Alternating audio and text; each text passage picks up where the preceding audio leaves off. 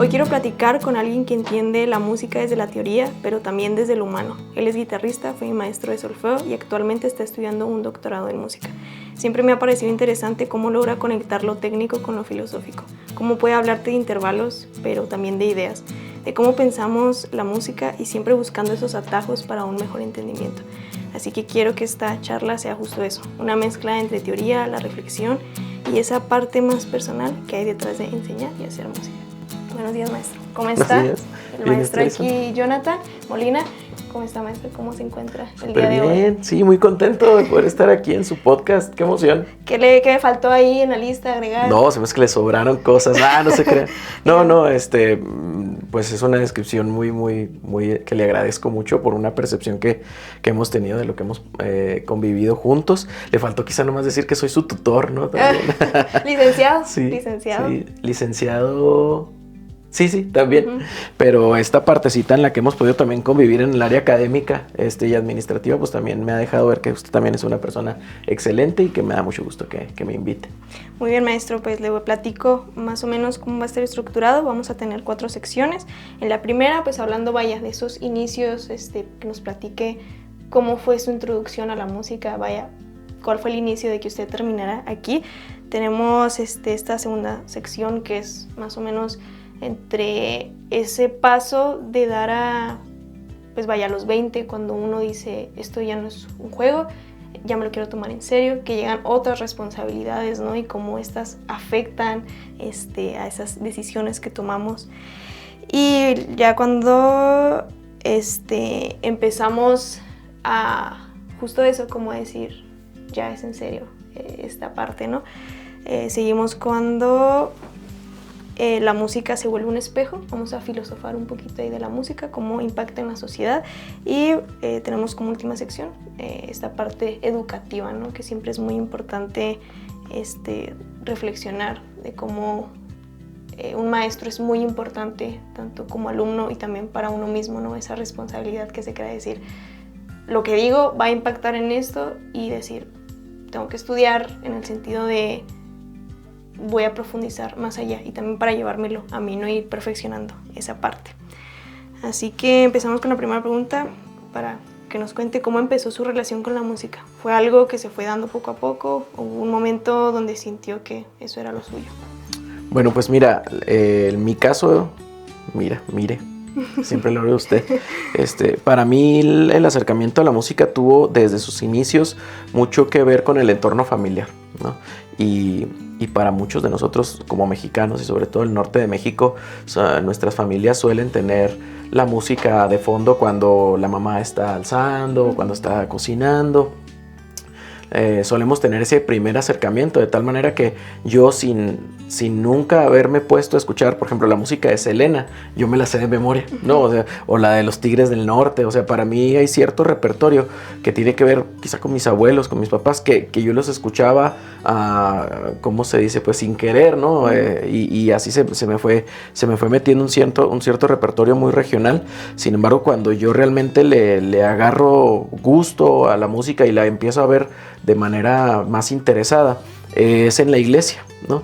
Cuando yo participaba de los servicios religiosos en mi comunidad, yo veía el grupo musical, un grupo que para ese entonces, que estamos hablando más o menos de los años 90, ya era un grupo con batería, con bajo, guitarra eléctrica, las voces. Entonces, pues de repente ver, por ejemplo, el baterista era muy atractivo, ¿no? Ver cómo se desarrollaba, cómo coordinaba todos los movimientos y cómo toda la música, pues con distintas interpretaciones individuales, luego se convertía en algo muy increíble, ¿no? Y sobre todo, pues creo que también desde ese momento, en lo personal, fue muy importante como ese algo que se producía musicalmente tenía también un propósito trascendental, ¿no? Que era el propósito, pues, de adorar a Dios, de acercarnos a nuestra espiritualidad y todo. Para mí eso, creo que esa combinación fue muy importante. Mi mamá y mi familia en general siempre me acercaron mucho a la parte de la religión, del cristianismo. Y entonces ahora ver el cristianismo, pero desde lo musical, era sumamente atractivo, ¿no? Entonces comencé a verlo desde ese momento, pedí clases de batería a una de las personas de ese grupo, luego a un amigo le pedí clases de guitarra, de hecho, una historia graciosa, si me regala 2 minutos para contársela, es que cuando yo apenas estaba empezando a aprender batería, el grupo que tocaba en esa iglesia se iba a ir de gira, ¿no? Okay. Se iba a ir de gira a la sierra. Okay. Entonces necesitaban un bajista. Y me agarraron a mí, pero yo no sabía tocar el bajo. Entonces prácticamente me dijeron, le vas a picar aquí y luego aquí y luego aquí. Para la siguiente canción le picas aquí, luego aquí, luego aquí. Y yo me lo aprendí todo de memoria, de memoria. No era si era do o sol, no tenía idea. Yo nomás sabía en dónde tenía que presionar, dónde tenía que pulsar. Y me fui de gira, ¿no? Me fui de gira a Krilas, a Machique, a ciudades así, a pueblitos, a comunidades en la Sierra Tarahumara.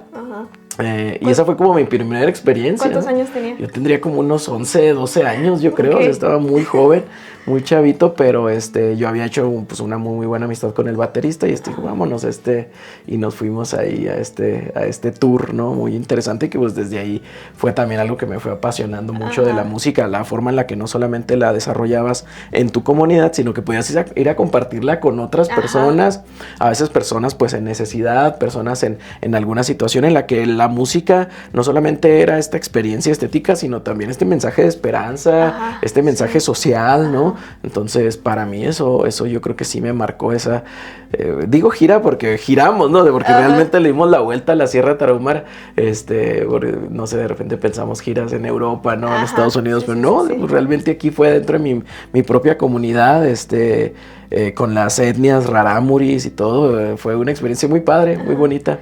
Entonces le digo, sí, para mí desde el principio hubo una relación intrínseca entre lo musical y lo religioso, entre lo artístico y lo espiritual. Y es algo que hasta la fecha todavía continúo desarrollando. Si bien en un principio esta idea de profesionalizarme en la música no fue muy bien recibida por mi familia, por mi entorno. Yo creo que esa pasión que había crecido en este niño que veía tocar al baterista, que de alguna manera se sabía las canciones de los Tigres del Norte, se convirtió en algo que fue creciendo y creciendo hasta el sentido de decir ya yo en secundaria, de decir quiero estudiar música, quiero hacer de esto mi profesión. Como le digo, no fue fácil, hubo una cierta reacción por parte de mi familia, de que generalmente se tiene la idea de que pues hay carreras y lo están estas otras, ¿no? No sé, pues que me perdonen mis papás porque siempre cuento la misma historia, pero cuando yo les dije que quería estudiar música, ellos me dijeron, no te vamos a apoyar, no te vamos a financiar.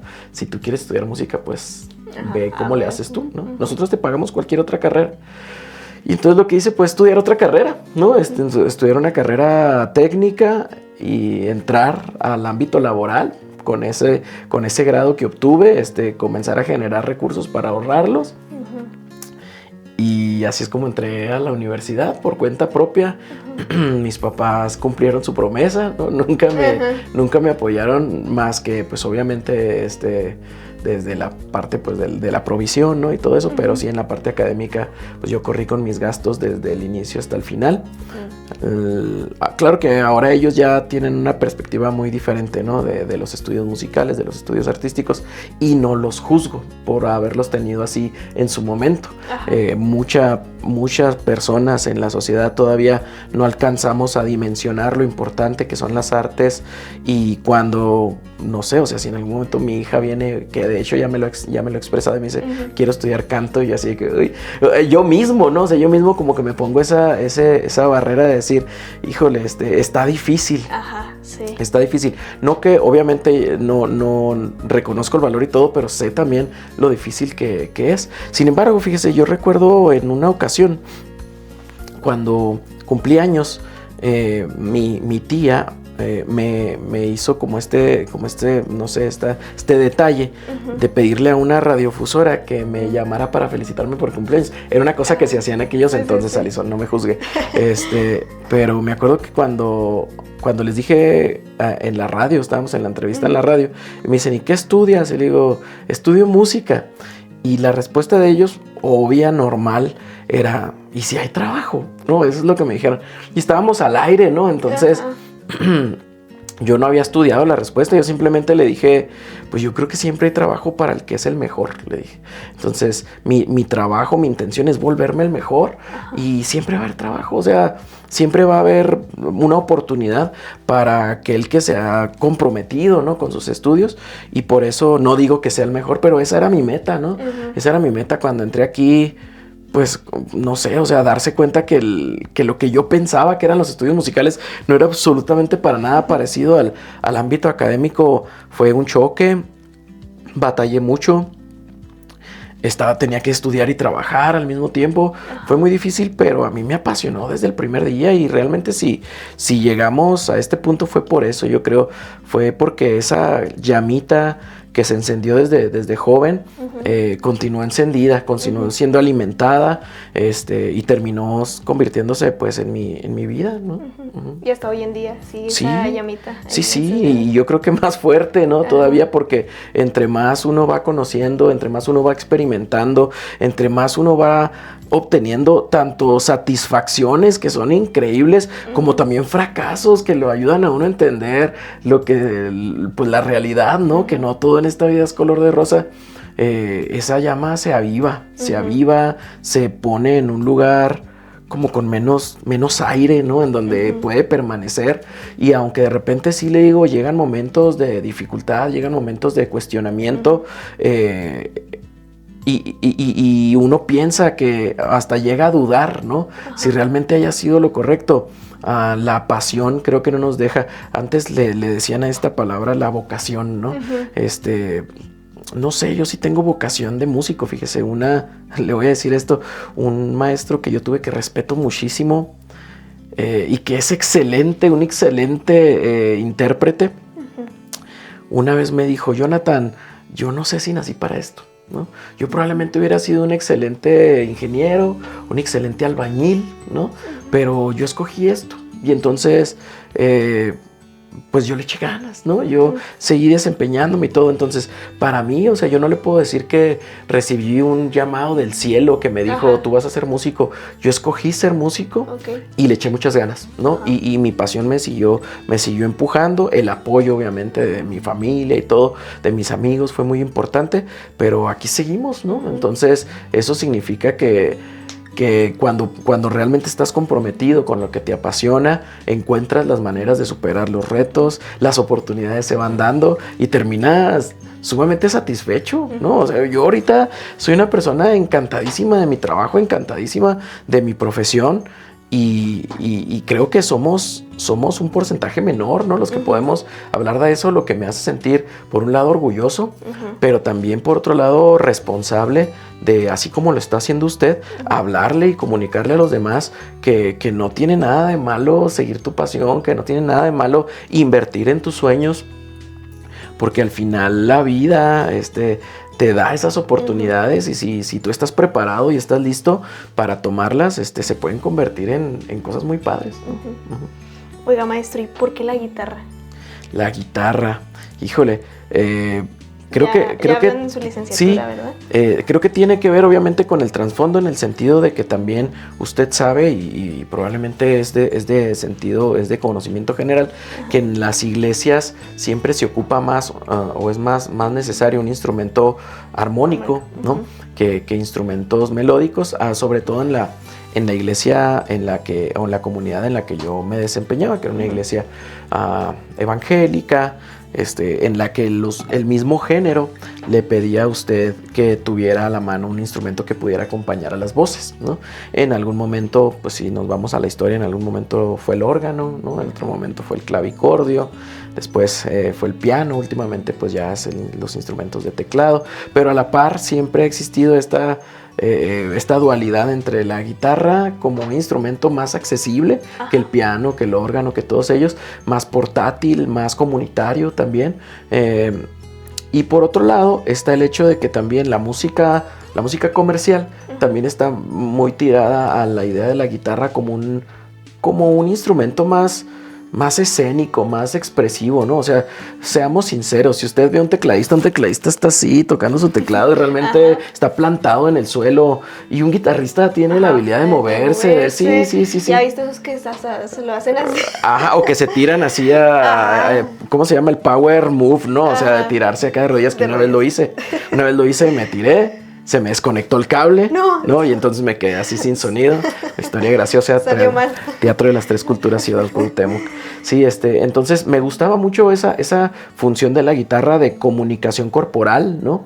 Que no solamente era la parte armónica, y que aparte, pues te daba la posibilidad de hacer estos solos y todo eso. Entonces a mí me encantaba mucho la parte tanto melódica como armónica de la guitarra.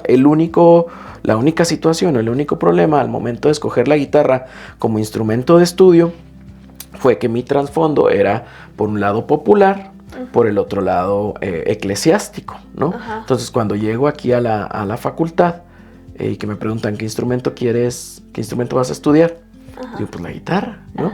Y me dicen, sí, pero ¿cuál guitarra? Porque hay guitarra flamenca, hay guitarra jazz y hay guitarra clásica. ¿Viste? Y ninguna de esas tres se relacionaba con la idea que yo tenía de la guitarra, ¿no? Entonces, pues yo lo que les dije fue, ¿cuál es cuál? ¿No? O sea, para saber a cuál me voy a ir. Entonces ya no había flamenca, todavía era clásico, jazz.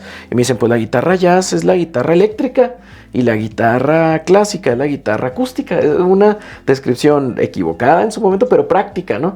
Que me dio una persona que estaba ahí atendiendo a los que llegaban.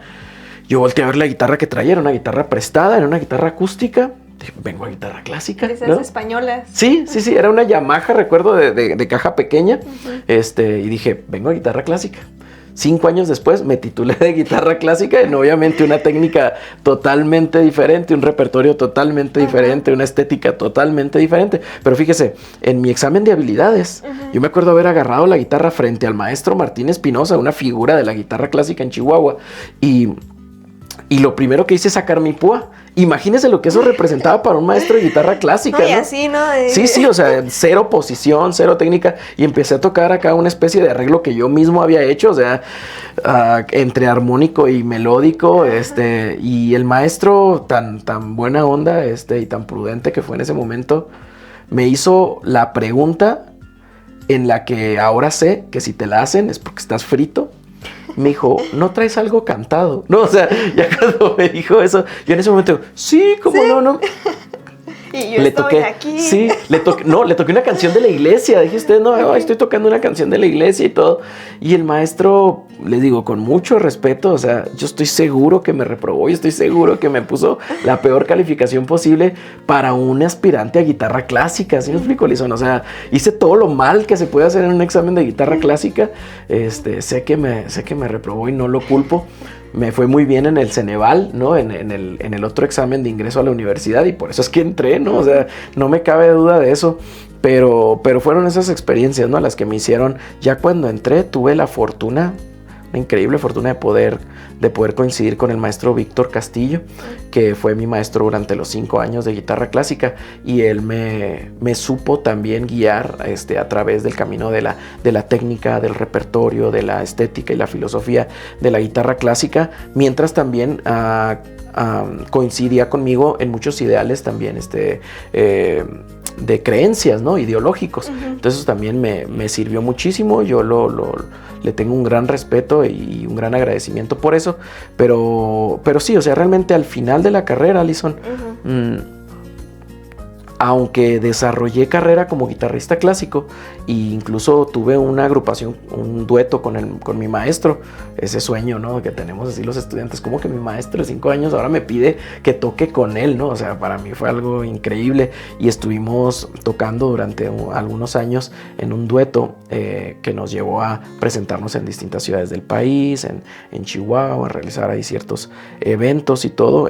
Ganamos un premio PACMI con el que grabamos un disco con piezas para dueto de guitarra clásica originales de compositores chihuahuenses. O sea, hicimos cosas muy padres, pero ya a contraluz ya yo me daba cuenta que realmente la guitarra clásica pues no era realmente lo que yo me iba a desenvolver. Sé que sabía que mi interés iba más por otro tipo de expresiones guitarrísticas, y por eso es que, pues no sé, hace algunos años yo dejé de practicarla, ¿no? Aún de repente agarro mi guitarra electroacústica, ¿no? O cuando me topo una guitarra de cuerdas de nylon y me pongo a recordar el repertorio y todo, sí. Ajá. Y es bonito, pues un repertorio hermoso, muy bonito, pero no, ya cuando tú pues asimilas, ¿no? Y maduras en cuanto a lo que quieres y en dónde quieres enfocar tu práctica profesional, pues ahí debes de tener esa conversación contigo mismo y decir, bueno, ¿le voy a dedicar entonces a la guitarra clásica o realmente voy a perseguir estas otras intenciones que me iban más pues por la música popular, por la dirección musical y todo eso? Y pues por eso es que no continué con eso. Sin embargo, fueron tiempos de preparación, de conocimiento, de desarrollo de técnica y de disciplina también, que creo que la guitarra clásica tiene esa virtud, ¿no? Que es muy disciplinada, muy celosa. Las uñas, ¿no? Por ejemplo, los guitarristas clásicos que tocamos con uñas, ya ahorita ya las traigo cortas y cómo me costó cortármelas, ¿no? Porque fue una vida de tener las uñas no solamente largas, sino pues limadas y todo eso. Es un instrumento celoso, es un instrumento que demanda muchísima atención y muchísimas horas de estudio. Se logró, se hizo, ¿no? Sin embargo, como le digo, pues las inclinaciones artísticas que yo tenía iban hacia otra dirección. Creo y que estoy totalmente convencido que lo que yo aprendí en guitarra clásica no quedó totalmente desperdiciado, sino que mucha de mi práctica actual, de mi disciplina de estudio, de la técnica que yo utilizo para tocar la guitarra electroacústica, devienen justamente de mi técnica clásica, ¿no? Entonces, yo, por ejemplo, la manera en la que ejecuto el pulgar no lo hago como todos lo hacen, sino que lo hago un poquito más vertical a la cuerda, que tiene que ver con la técnica clásica. Y eso de alguna manera también define mi sonido, ¿no? O sea, es una mezcla entonces entre la técnica clásica, pero aplicada en un instrumento popular, ¿no? Entonces, no, como le digo, no es que se haya echado en saco roto, sino que ha producido pues una especie de sincretismo en el sonido, ¿no? Y en la manera en la que yo ejecuto el instrumento. Si pudiera hablar con esa persona, ¿no? Que hizo la audición, pues vaya, el momento en el de con la guitarra, ¿usted qué cree que le diría a esa persona? ¿Yo a ella? ¿O ella a mí? No, ¿usted? A usted. Yo a la persona que hizo la audición. Sí, la audición. Sí, pues infórmate, ¿no? Ahí estaba la información en internet, o sea, no se crea, es el grueso, le digo. Yo he estado en la universidad ya por más de 10 años y año tras año llegan personas que tienen un interés por la música sin necesariamente tener un conocimiento académico. Y realmente, pues si nos vamos, por ejemplo, a otras facultades, supongamos una facultad de medicina, una facultad de odontología o de contaduría, no es como te digan, y ya te sabes estas fórmulas y ya traes avances de cirugía. ¿Sí me explico? O sea, casi todos los que entran a la universidad, que vienen saliendo de la preparatoria, tienen el interés, pero poco contexto, ¿no? Quizá, obviamente, las humanidades son aquellas que más te exigen ese contexto previo, ¿no? O sea, ese conocimiento previo, pero de alguna manera, le digo, aquí año tras año recibimos personas que si tú les preguntas, ¿has estudiado música antes? No, o sea, simplemente en mi casa agarro mi guitarra o agarro mi instrumento y me gusta la música, me hace sentir bien, me da una satisfacción, y ese es mi único interés, es prácticamente mi único interés por estudiar una licenciatura en música. Y somos a veces muy celosos los que ya estamos aquí dentro, ¿no? Y decimos, ¿cómo es posible que no sepa lo que se requiere para estudiar una licenciatura, la máxima casa de estudios? Pero realmente yo solamente tengo que voltear a ver justamente a este chavalito, ¿no? A este muchacho que vino con su guitarra prestada, con un sueño, con una ilusión, y que terminé aquí, ¿no? Entonces digo, sé que entre las personas que vienen y no saben nada de solfeo, no saben nada de teoría musical, pero probablemente se esconde una persona que realmente quiere hacer algo con la música, que quiere trascender, que quiere demostrar que lo que él tiene dentro es valioso, ¿no? Entonces sí, si bien sí están los medios para conocer, yo le diría a ese chavalito, escogiste bien, vato, ¿sí? Échale ganas, tú nomás aguanta, estudia mucho, y no te vayas a las jardineras, ¿no? Ese sería el único. Sí. Y hubo un momento en el que dijo, la guitarra, o sea, que diga, me quiero cambiar de instrumento, o siempre fue como muy firme en decir. Sí, yo me considero, Alison, una persona muy práctica, sumamente práctica. Y esta plática la tuve yo justamente con mi maestro Víctor Castillo, y yo sé que él se ha de acordar, porque teníamos esta plática entre lo pragmático y lo ideal, ¿no? La persona que idealiza y que dice... Yo puedo ver la realidad, puedo verlo ya y es lo que busco alcanzar. Y yo, como usted, por ejemplo, ahorita lo decía en la descripción tan amable que hizo de mí, soy una persona práctica en el sentido de que busco el camino más corto, ¿no? Entonces yo sabía que cambiarme de instrumento iba a ser tener que empezar desde cero, algo así. Lo sabía, sin embargo nunca lo consideré, ¿no? O sea, yo dije, agarré guitarra clásica, mi maestro es fabuloso, es buenísimo, me da carrilla, yo aquí con esto tengo, ¿no? Entonces... Hubo, terminando el primer año, Alison, uno tiene que tomar una decisión como guitarrista, porque en los primeros 2 semestres uno tiene que llevar al menos otro tipo de guitarra. Yo llevaba guitarra jazz y llevaba guitarra clásica. Y cuando termina el primer año, se acerca un maestro de guitarra jazz y me dice, oye, tú traes potencial para esto, vente conmigo, cámbiate acá a guitarra jazz. Quizás ese haya sido el momento en el que yo hubiera tenido la posibilidad de decidir, ¿no? Sin embargo, no, le digo, o sea, Víctor Castillo estuvo conmigo desde el propedéutico, él me enseñó, me tuvo muchísima paciencia y en parte un acto de gratitud, pero también un compromiso que yo ya tenía con la guitarra clásica que me hizo nunca pensarlo. Cuando llegué a estudiar otro instrumento en la carrera, que fue el oboe, siempre lo hice también pensando en este instrumento pues alternativo, ¿no? Y de hecho, cuando seleccioné oboe, fue porque yo entendía que debía llevar otro instrumento que me ayudara a mi formación, sobre todo cuestiones de afinación y todo. Las guitarras, los teclados, los pianos, pues están temperados, ¿no? Uno los afina y ya está. Pero quería tener la experiencia de un instrumento que me retara a afinar mientras yo estaba interpretándolo, ¿no? Y ahí en ese caso me dijeron, pues un instrumento de aliento, ¿no? Me acuerdo haberme metido a internet y preguntar en internet, ¿cuál es el instrumento más difícil de tocar? ¿No? Y la respuesta que en aquel entonces me dio la internet fue que era el fagot. Era el fagot. Entonces pregunté, ¿hay fagot? No hay fagot, pero hay oboe, que es lo mismo, caña doble, misma maquinaria, instrumento de aliento y todo. Dije, tenemos maestro, sí.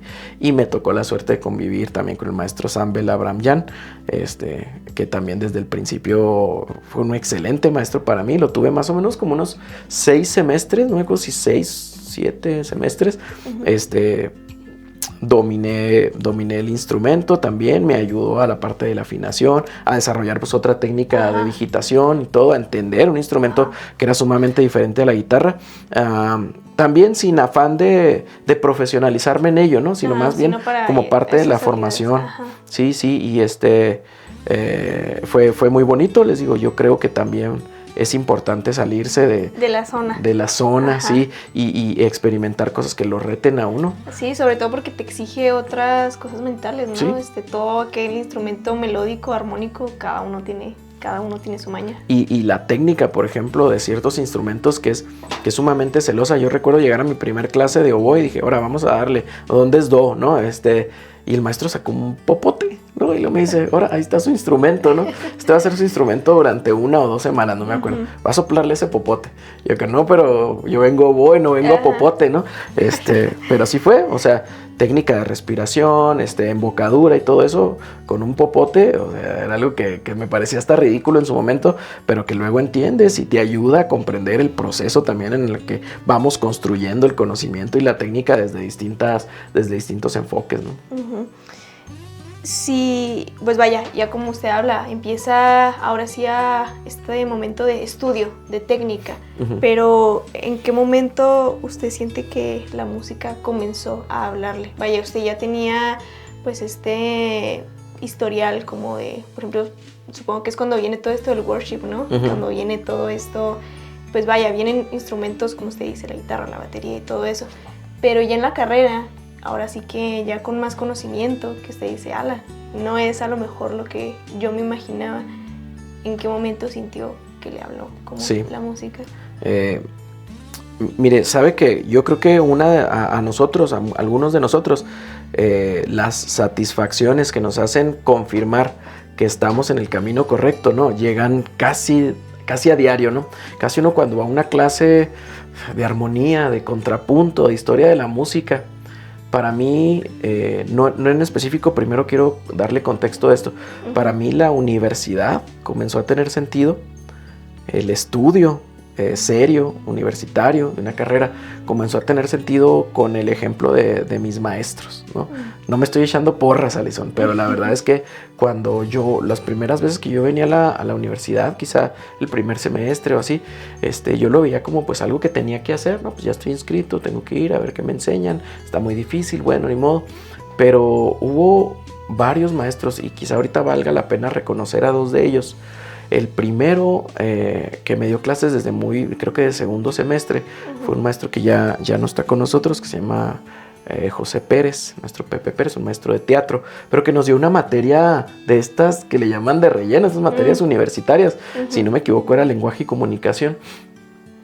Y bueno, pues imagínense darle a un maestro de teatro muy cercano a la literatura, muy cercano al texto, una materia de lenguaje y comunicación. El compa era algo increíble cuando daba esa clase, hablaba con tanta soltura, mencionaba tantos conceptos, sus significados, decía palabras que yo no comprendía, pero que se oían tan bonitas, como también te podía dar la razón etimológica de una grosería, ¿no? Algo así. Entonces, cuando yo lo vi, o sea, disfrutaba tanto sus clases y verlo como él compartía el conocimiento que yo quería ir a su clase a aprender y decía, qué perro, o sea, me gustó mucho y tuve la fortuna de, terminando el semestre, acercarme con él y decirle, maestro, quiero decirle que su clase cambió mi manera de entender el estudio y la universidad.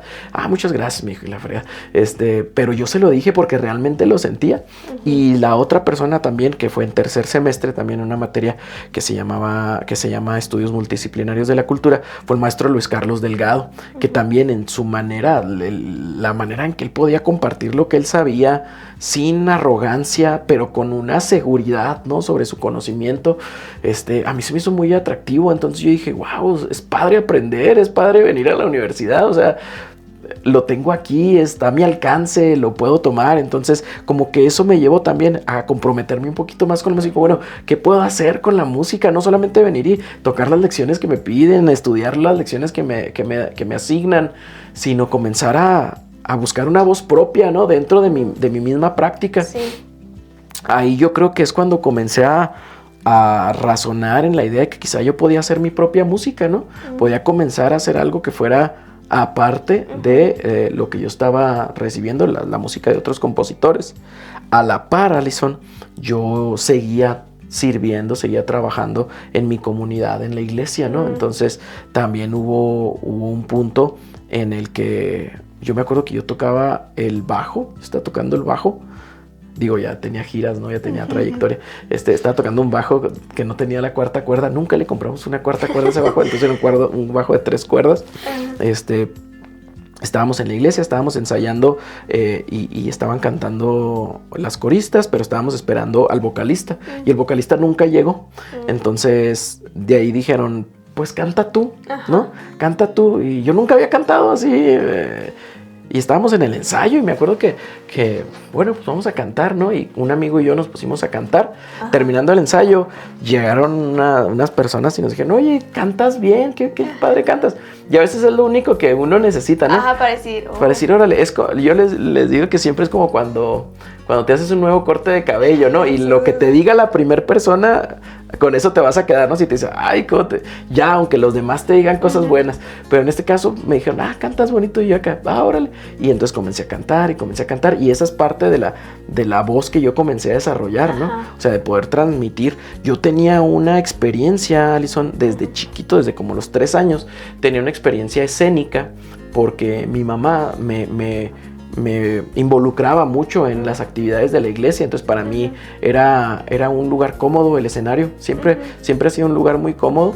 Entonces ya cuando yo comencé a cantar, comencé a tener también pues la facilidad escénica con el desenvolvimiento vocal e instrumental, que me fueron más o menos como dando esa formación, que quizás su punto así culmine es yo participar en una banda, ya no solo de la iglesia, sino una banda que tocaba en distintos lugares. Y también ahí, por ejemplo, lo que pasó fue que el vocalista falleció, ¿no? El vocalista falleció y entonces me aventaron a mí también como vocalista. Pero ya estamos hablando de que eran eventos más grandes, en distintas ciudades, también era salir hacia otros lados y todo. Y yo había tenido el ejemplo de este vocalista que había fallecido, de que era una persona también con mucho desenvolvimiento y todo. Y yo le aprendí muchas cosas. Entonces comencé otra vez a desarrollar como estas habilidades de comunicar con el público. No solamente interpretar la música, sino buscar conectar con el público, mandar el mensaje de la manera más eficiente. Y todo eso me formó hasta el punto que le digo, o sea, yo puedo llegar a un escenario y sentirme muy cómodo, sentir como que esa es mi área, mi lugar seguro, ¿no? Desenvolverme, sea cual sea el mensaje, poderlo transmitir. Si tengo una guitarra, qué padre. Si es solamente con mi voz, también lo puedo hacer. Yo diría mi mamá, el grupo de la iglesia, otro grupo que me formó un poquito más, y hasta el punto en el que, como le digo, ya comienzo yo a hacer mi propia música y a buscar tener una banda, desarrollarme así de esa manera y ya, ¿no? De esto creo que vas viendo cómo esas fases te van hablando de que la música no es una sola cosa, sino que la música te va formando, te va creciendo, tú vas creciendo junto con ella, y de alguna manera lo que comenzó pues como replicar canciones de otros compositores terminó en poder expresar también a través de una canción mi propio sentido de la vida, mi propia idea de la vida, ¿no? Entonces sí, la escuela jugó un papel importantísimo en la parte disciplinar, en la parte formativa.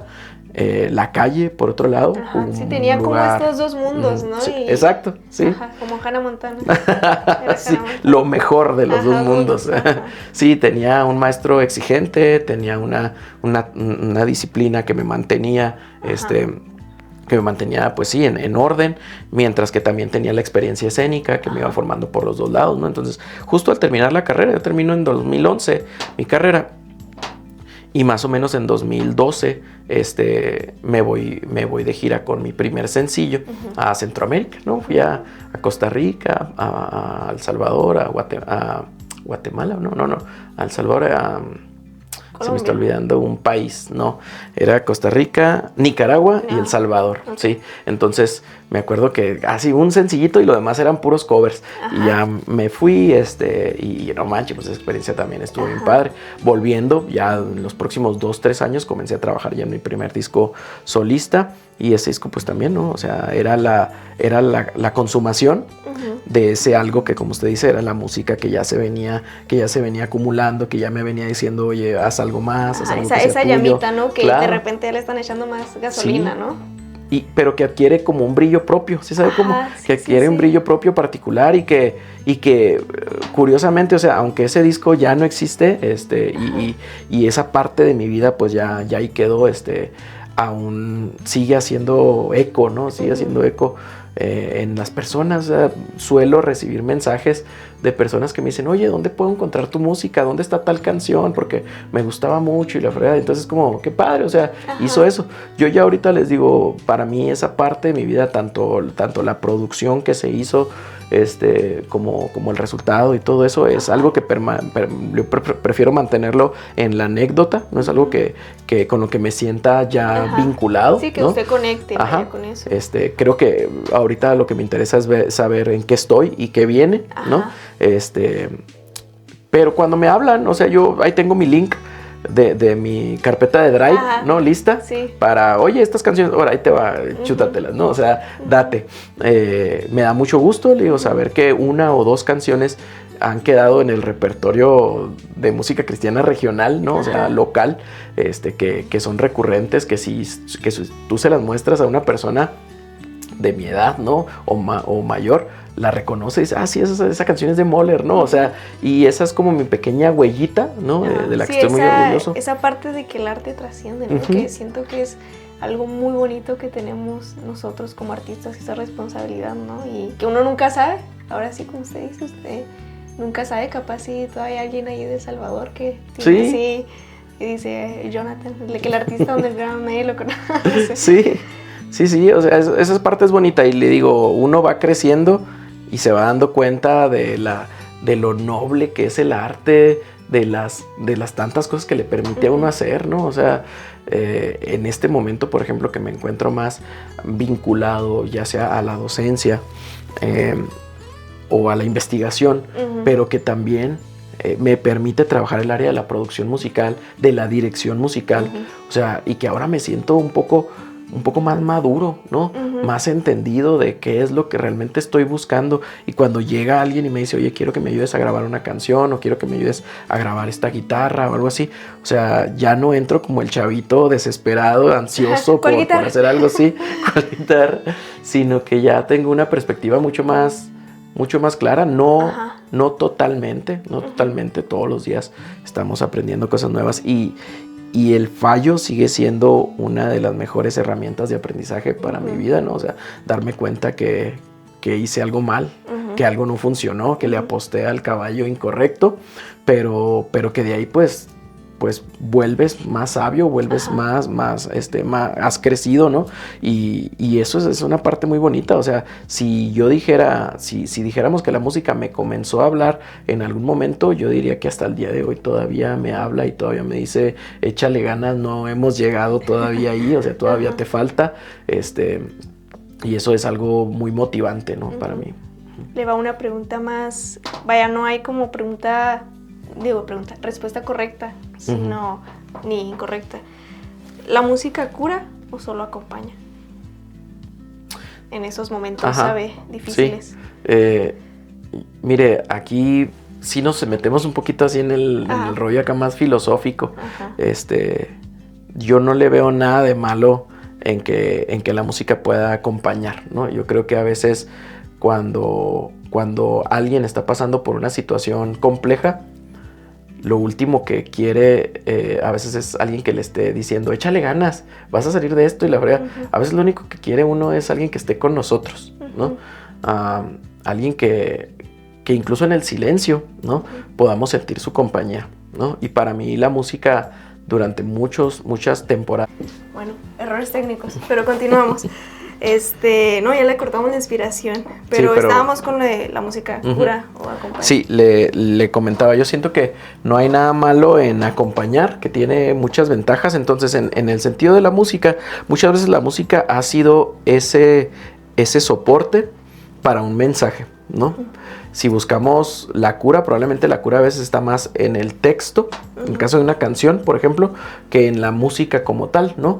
Sin embargo, sin la potencia de la música, a veces el mensaje no podría llegar de manera tan contundente. Entonces, en algún sentido, este móvil que acompaña, pues lleva con mucha más urgencia y con mucha más eficacia el mensaje o la cura, ¿no? Sin embargo, en el siglo XIX hubo un compositor llamado Felix Mendelssohn, que él creía que la música por sí misma podía expresar más que incluso las palabras, ¿no? Entonces, en ese sentido también, cuando hablamos de la música absoluta, ¿no? Y de este sentido de que la música puede y funciona y tiene un valor por sí mismo y no depende de otras instancias, ahí encontramos también la música como cura, ¿no? Entonces, cuando uno escucha, por ejemplo, este álbum de Mendelssohn que se llama Canciones sin Palabras, uno puede escuchar a través de cada una de las notas que toca el piano un mensaje que según Mendelssohn no había palabras todavía en el lenguaje humano para poderlas expresar, y eso es algo sumamente bello de la música, ¿no? Que muchas veces va a decir cosas con un mensaje que no lo pudiéramos poner en palabras, ¿no?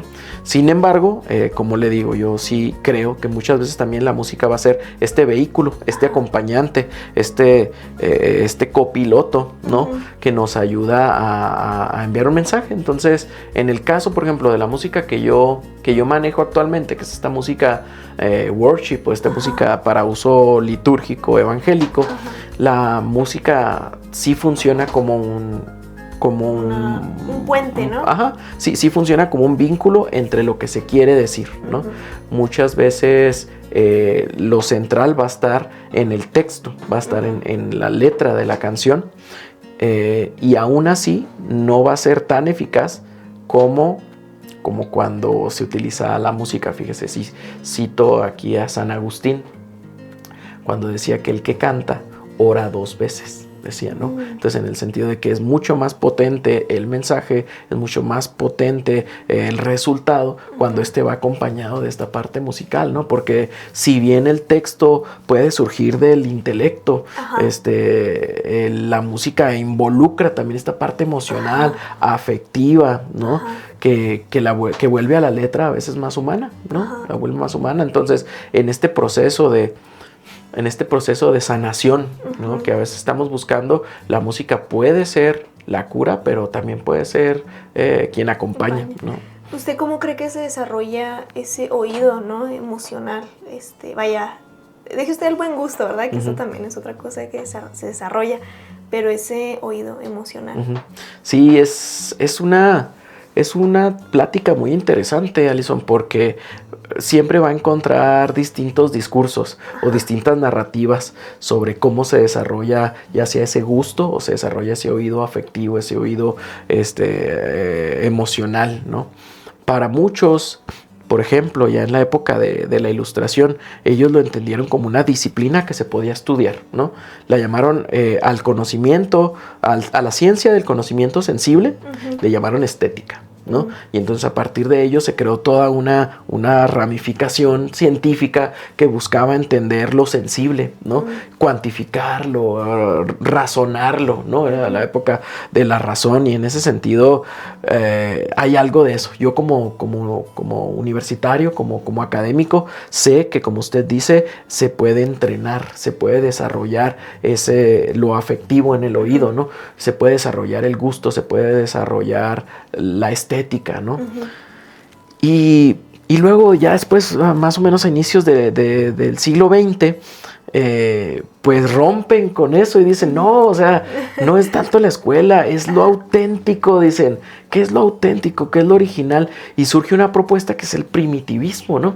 El que busca lo original y lo auténtico, lo realmente sensible, lo realmente valioso, no en la escuela, sino en lo más propio del cuerpo, lo más propio del ser. Y entonces ahí, pues no sé, citaríamos a un Stravinsky con la consagración de la primavera, a un Gauguin con sus pinturas de las mujeres de Tahití, que se va y se mete en esos lugares para buscar algo que, según él, en la sociedad occidental ya se había perdido. Ya estaba lleno de apariencias, lleno de plástico, como platicábamos ahorita fuera de cámara. O sea, cómo ahora la música que se hace es sumamente condescendiente, Alison, superficial, que te da un mensaje que lo único que busca es endulzarte el oído, pero eso no es crecer en la estética, no es crecer en el conocimiento de lo sensible, sino más bien adormecerse, ¿no? Y sobre eso también hay un postulado de un sociólogo y músico también que se llama Theodor Adorno, que criticaba mucho cómo el arte estaba más que nada destinado en ese Hollywood ahí entre guerras, para que se viera bonito, para que la gente tuviera un reposo de su vida de trabajo y todo eso, pero Adorno dice, el arte no tiene por qué complacer, el arte tiene que mortificar, tiene que llevarte a la realidad y darte cuenta que estás viviendo una simulación, que estás viviendo algo totalmente falso, que esa seguridad, que eso bello, ideal que tú tienes es una mentira, ¿no? Entonces,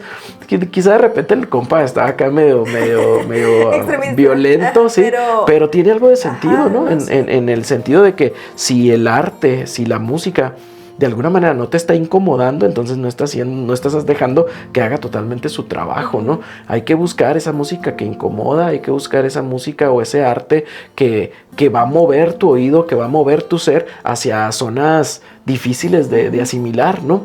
Porque si nos adormecemos, y creo que es parte de lo que ha sucedido. No digo en este momento, porque sería juzgar sin contexto. Creo que en muchas ocasiones nosotros como sociedad moderna hemos caído en ese adormecimiento, en esa letanía, en esa anestesia que da a veces la música por la música nada más, ¿no? La música, como música de fondo, sí, o por otro lado la música que está buscando no un fin artístico, sino un un fin comercial, un fin económico, ¿no? Entonces, en ese sentido, a mí me gusta mucho escuchar música comercial, o sea, me encanta, pero no puede ser esa mi única fuente auditiva, ¿no? Tengo que ir y tengo que buscar entonces aquello que también me va a molestar y justamente, o sea, no quiero sonar acá muy petulante, pero justo ahorita, gracias a mis clases de filosofía y de historia, venía escuchando unos leads de Schoenberg, ¿no? Están horribles, ¿no? Pero horribles bonitos, ¿sí? ¿Sabes? Como cuando uno se come un queso azul, ¿no? O sea, que dice, guácala, qué feo, pero qué rico, ¿no? Se toma una copa de vino que a veces es amargo, pero a la vez es delicioso. Entonces, es poder tener esas experiencias estéticas que a uno lo muevan hacia otro lado. No tiene que convertirse en tu fuente primaria, pero tiene que expandir tus horizontes, ¿no? Y tiene que hacerte saber que la música no tiene un solo fin, si es que acaso tiene un fin, ¿no? Sino que lo que busca es llevarte a través de una experiencia de conocerte a ti mismo. Entonces, pues ahí también podríamos citar a muchas personas que creen, estoy ahorita como tengo un vacío del filósofo, ¿no? Que dijo que se paró frente a una botella que flotaba en el río Sena. Y dice, y cuando vi la botella me di cuenta que yo no era el que veía la botella, que la botella me estaba viendo a mí, ¿no? En ese sentido el arte no, es un reflejo, y creo que sí lo platicó ahorita usted, el arte como espejo, ¿no? De nosotros mismos. O sea, cuando nos aproximamos al arte no es para nosotros consumir el arte, sino para dejarnos a veces consumir por él, ¿no? Y que el arte diga de nosotros lo que tiene que decir y nos revele a nosotros nuestra propia identidad. Sí, llegar, ¿no?, a esos puntos que, pues vaya, al día a día no nos permite a lo mejor llegar, y si llegamos nos podemos dar cuenta de muchas cosas y nos pueden cambiar nuestro día a día. Sí. Y siento que es muy importante porque influye todo, desde los hábitos, tu forma de tratar con otras personas, influye mucho en justo eso, ¿no? Yo siempre he dicho, las canciones comerciales son como las papitas, ¿no? Que quieres otra, y está rica las papitas. Pero pues sí, no siempre va a ser lo mejor para tu cuerpo, ¿no? A mí no me gusta comer lechuga y me cuesta comer lechuga, pero hay veces que es algo que yo necesito, ¿no? Tanto para mi cerebro, mi alma, físicamente, ¿no? Y acá en el arte, pues no es solo de que, ay, me gusta, me la estoy pasando bien, no escuchando, sino pues llegar, ¿no? A esos puntos que tiene uno bien individualmente, ¿no? Porque nunca nadie sabe lo que pasa acá en la cabeza de cada uno y qué es lo que realmente nos permite llegar a esos puntos, ¿no? Sí, es un proceso de descubrimiento de uno mismo, de descubrimiento de la realidad, de lo que te rodea. Es una manera de conectar también con ciertas áreas que van más allá incluso de tu propio ser, de tu propia existencia. Es una manera de conocer el mundo también, de asimilarlo, de entender o de tratar de entender el sentido, ¿no? de la existencia misma. El arte, yo creo que sí, siempre ha tenido un papel muy importante, ¿no? También desde el punto de vista filosófico. Lacan era el filósofo, ya me acordé. Pero sí, o sea, buscar en las expresiones artísticas, en las expresiones estéticas, esa manera de conocer, de descubrir, de despertar, quizá también, ¿no? Es algo, una experiencia muy padre. Y luego se me hace muy interesante que ahora sí que para todos hay, ¿no? Y para todos, pues tenemos muchísimas opciones, y yo creo que a veces la gente piensa que nada más está como esa opción y así, cuando, pues sí, hay tanto en lo visual o en nuestro caso, ¿no? Que es lo auditivo, todas esas partes, la parte performática, la parte espiritual, que seas o no religioso, hay algo ahí, ¿no? Que, como bien dicen, cuando uno cierra los ojos y sientes algo que no puedes describir, ¿no? Y es lo que nos hace humanos y lo que nos diferencia ahora sí que de todos. Entonces sí siento que está muy interesante esa parte, ¿no? Que muchas veces no nos ponemos como a analizarla, y por ende hace que no le demos el valor. Puede ser.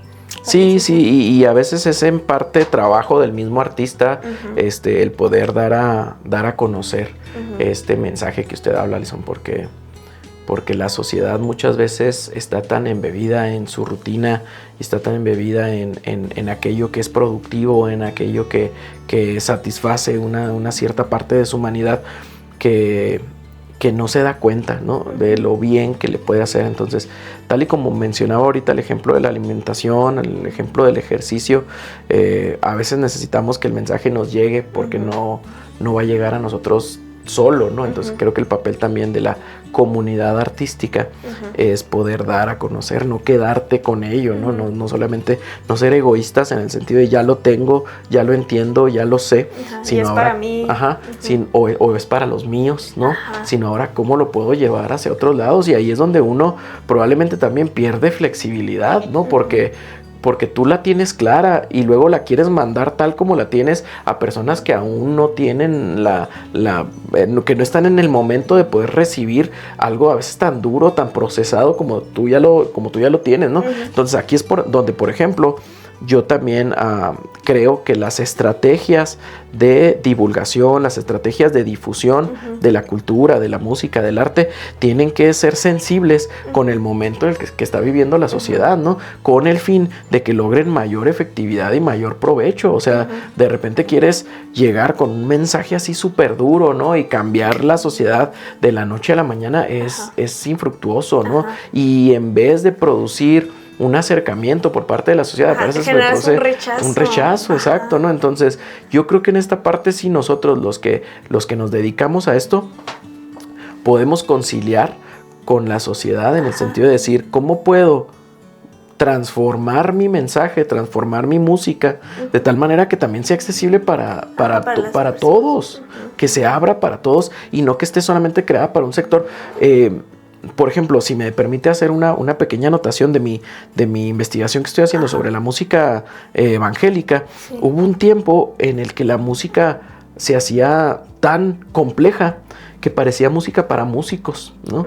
Entonces era música que, si bien tenía una carga increíble de teoría musical, de desempeño interpretativo, quedaba muy lejana y muy poco asequible para el pleno, ¿sí? Para el pleno. Entonces las personas escuchaban aquella música en sus iglesias y les era imposible conectar con ella porque era música o en tonos muy altos o con grandes solos virtuosos de guitarra, de saxofón, de teclados, que realmente pues no era como el fin o nunca ha sido el fin, ¿no?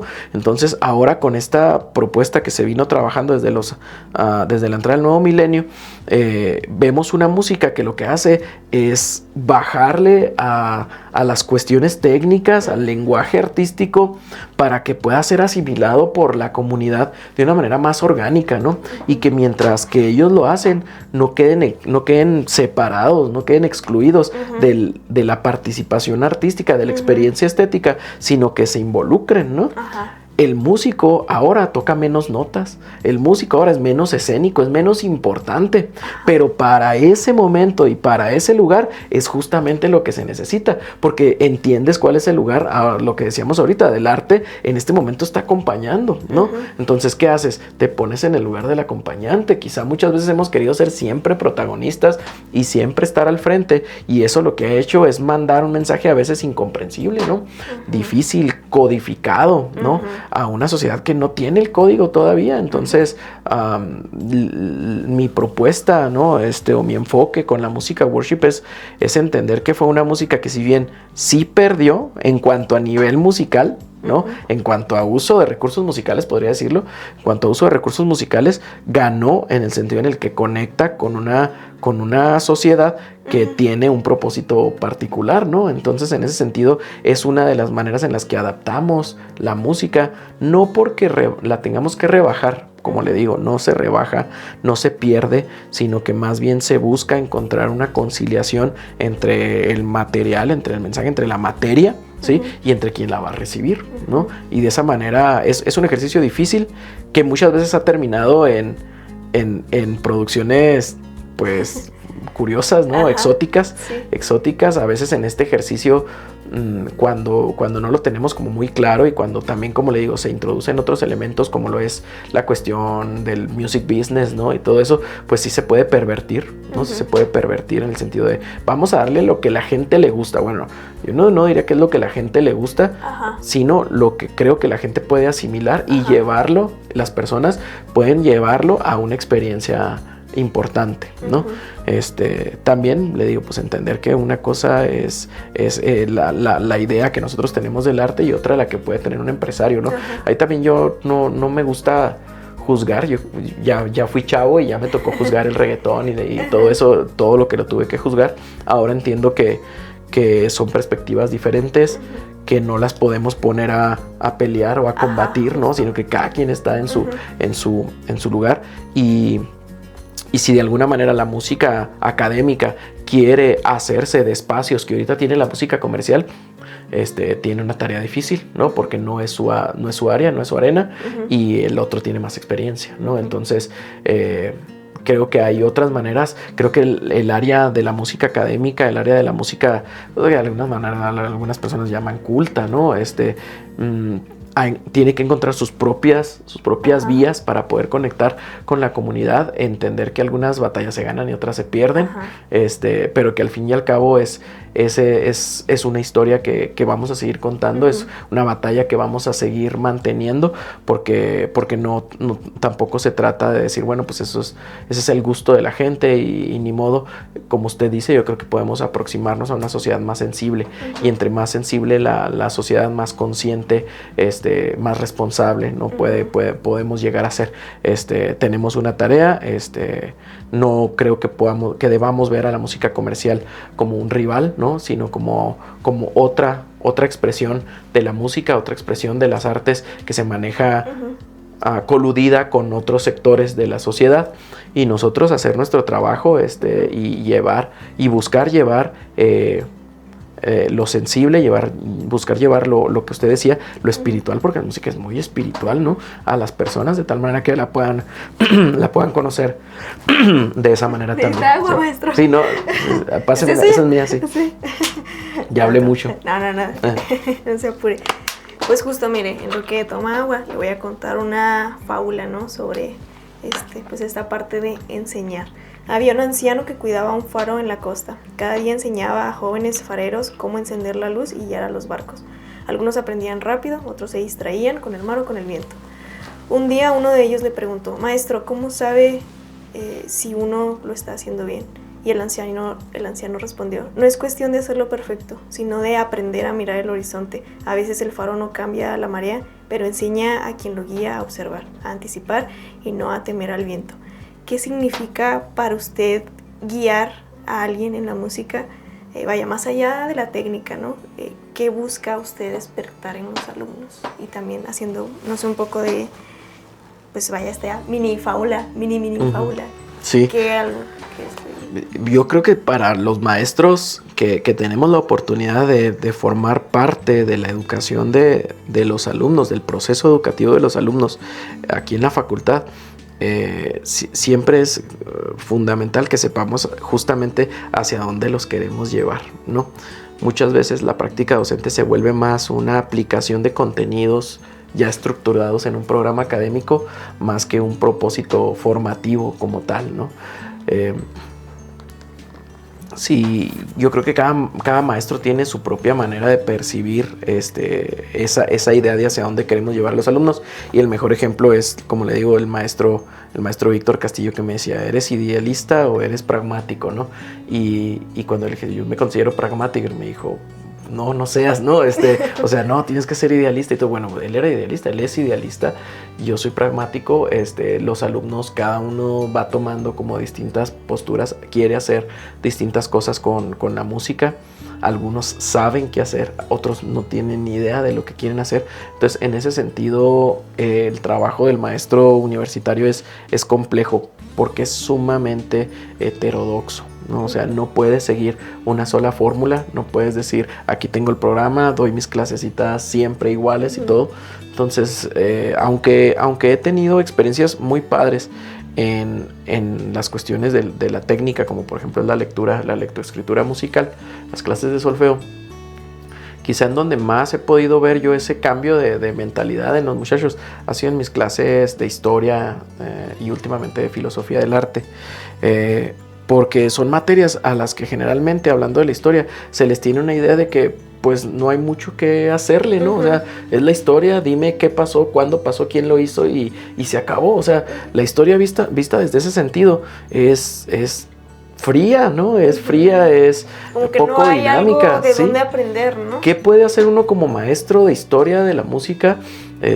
Sino decir eso, cuándo, dónde, cómo y por qué, ¿no? Y sin embargo, ya a partir de hace algún tiempo, yo me he tratado de involucrar un poquito más en otro concepto, Alison, que es al que busco yo desarrollar a mis alumnos. Y no es el concepto del conocimiento histórico, sino del reconocimiento de la memoria, ¿no? Que es una manera de ver la historia, pero sumamente diferente. Y en esto me ha ayudado mucho mi asesora, mi directora de tesis, que es la maestra Isabela Koch. Ella me ha ayudado a aproximarme a conceptos como los de memoria histórica, identidad colectiva, ¿sí? Que lo que hace es diferenciar entre la mera historiografía, o sea, en el dato de lo que pasó y todo, y más bien en cómo nosotros lo recogemos y lo representamos en nuestra realidad, en la contemporaneidad, ¿no? Entonces, ¿a mí de qué me sirve saber quién fue Beethoven? ¿No? Uno podría decir, si yo soy jazzista, ¿no? O si yo voy a tocar en un grupo de música regional, o sea, ¿de qué me sirve saber quién es Beethoven? Y muchas veces la respuesta es pues para pasar la materia, pero va mucho más allá, porque si tú llegas a comprender a Beethoven y los cambios tan radicales que él hizo en su momento, te darás cuenta de cómo mucho de lo que somos hoy como artistas se lo debemos a ese compita, ¿no? Del siglo, de final del siglo XIX, ¿no? De cómo el legado que él dejó, ¿no?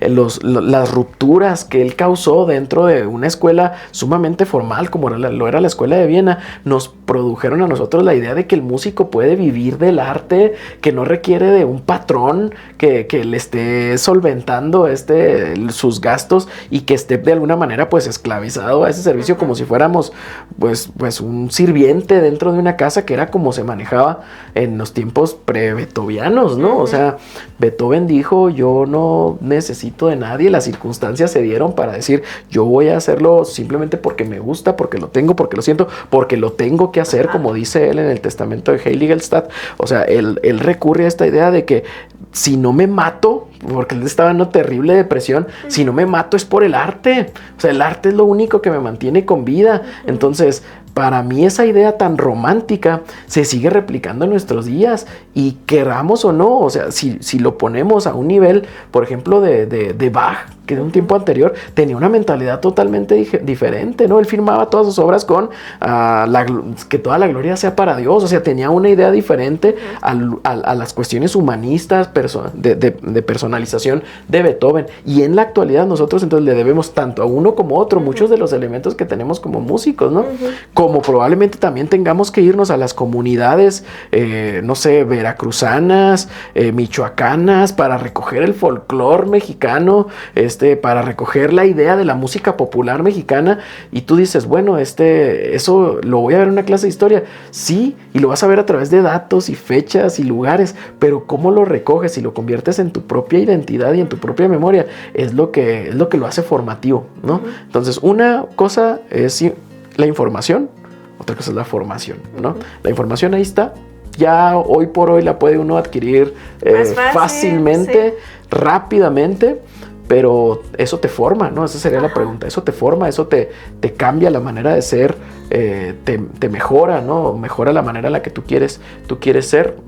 No creo, ¿no? Necesitamos entonces a veces tener este vínculo en el que creo que el profesor universitario tiene un papel muy importante. Yo puedo tener la posibilidad de cambiar en un alumno esta percepción que tiene de que la historia es eso, y darle el sentido de que puede ser algo más. Entonces, a mí, por ejemplo, los grupos, el grupo que tengo ahorita de historia de la música, o sea, es un grupo tan bonito, porque ya yo no les tengo que poner trabajo, ya no les tengo que decir, vas a tener que investigar sobre tal compositor, y o sea, ellos hacen fila, ¿no? Profe, a mí cuando me toca hablar y quiero hablar de yo no les doy el compositor, ¿no? Ellos me dicen, me deja hablar de este compositor, puedo hablar de este compositor, me gusta mucho, quiero saber más de él, quiero hablarle a los demás de quién fue esta persona. Entonces, llegar a ese punto a mí me parece que es la parte en la que la educación ha cumplido una de sus misiones, que es la misión de inspirar, de formar. Claro, claro. Y no nada más la función de obtener una calificación, un número, ¿no? Sí. Que te permita pasar al siguiente nivel, ¿no? Entonces, sí, para mí ese es uno de las metas de la educación, de las metas de guiar al alumno a que no haga lo que tú le estás diciendo que haga, sino que descubra la manera en que él va a encontrar esa luz, va a encontrar esa guía, va a poder observar el horizonte, como decía la historia, y darse cuenta de dónde es donde él quiere dirigirse, ¿no? Para terminar, maestro, después de estos años que ha sido maestro, alumno, ¿cómo definiría ser maestro en una frase? Ser maestro yo creo que es despojarse de sí mismo todos los días, dejar un poquito de uno en los demás. Digo esto porque si uno es egoísta con lo que uno sabe, realmente creo que es un muy mal maestro, ¿no? Lo peor que puede hacer un maestro es hacerse valioso por lo que sabe y creer que es ese cúmulo de conocimientos su tesoro, ¿no? El tesoro está en día a día estar dejando algo en cada uno de los alumnos, estarse entregando en cada una de las clases, que no siempre son fáciles, Alison, no siempre son fáciles. A veces hay que dejar más, a veces hay que invertir más, y lo padre es darse cuenta que entonces este tesoro de donde uno saca ese algo para dar a los demás no tiene fin, no tiene fondo.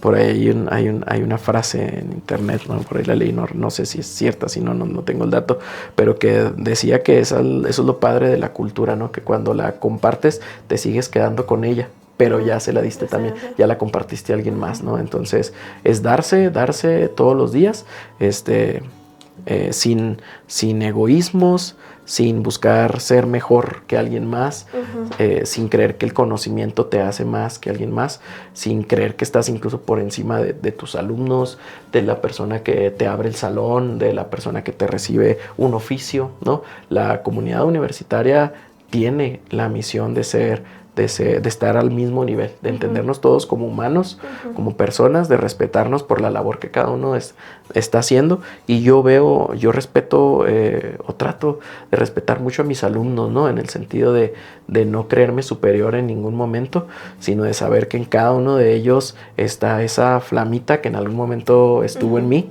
¿no? Incluso el más callado, el más tímido, el que no participa, el que está allá al fondo, yo lo veo y me siento identificado, y entonces busco motivarlo, ¿no? Y busco darme un cachito de mí, a veces incluso con esto, con mi experiencia, ¿no? Y hacerle saber que incluso la persona con más dudas, las personas que a veces se pueden creer incluso incapaces para el reto, pueden llegar a terminar cumpliendo sus sueños, como lo hice yo. Maestro, pues muchas gracias. ¿Cómo se la pasó? Chidote. ¿Se le olvidó que estábamos hablando? No, eso ya es otro cotorreo. Es muy padre platicar con usted. Muchas gracias por invitarme. No, usted, maestro, por su tiempo y por todo, y pues ya vendrá otra parte 2, ¿no? Porque creo que la parte de su doctorado es un tema muy interesante. Está chido. De que se puede sacar muchas cosas. Sí, no, cuando quiera. Hoy usted me avisa, lo invitamos y pues nada, muchísimas gracias, maestro. Mucho éxito, ¿eh? Sí.